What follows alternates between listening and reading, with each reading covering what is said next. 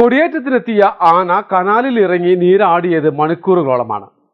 പരിഭ്രാന്തിക്കൊപ്പം അത്ഭുതം നിറഞ്ഞ കാഴ്ച കാണാൻ ഇരുകരയിലുമായി തടിച്ചുകൂടിയത് നിരവധി പേരായിരുന്നു. പ്രശസ്തമായ വെളിയംകോട് ചന്ദനക്കുടം നേർച്ചയ്ക്ക് കൊടിയേറ്റവുമായി പോയ ആനയാണ് കനാൽ കടക്കുന്നതിനിടെ കനാൽ നടുവിൽ നിലയുറപ്പിച്ചത്.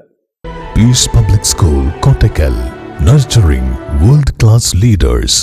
2 ദിവസങ്ങളിലായി നടക്കുന്ന വെളിയംകോട് ചന്ദനക്കുടം നേർച്ചയ്ക്ക് വന്ന കൊമ്പനാണ് മണിക്കൂറോളം കനാലിൽ നീരാടിയത്.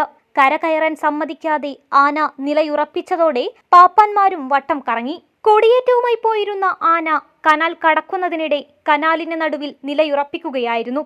മാറഞ്ചേരി മരാമറ്റത്ത് പൂക്കേതക്കടവിന് സമീപത്ത് രാവിലെ 10:30 മണിയോടെയാണ് സംഭവം. കനാൽ കടക്കുന്നതിനിടെയാണ് മോഹനൻ എന്ന ആന കനാലിൽ നിൽപ്പുറപ്പിച്ചത്. ഇതോടെ ആനയെ കരകയറ്റാനുള്ള ശ്രമത്തിലായിരുന്നു പാപ്പാന്മാർ.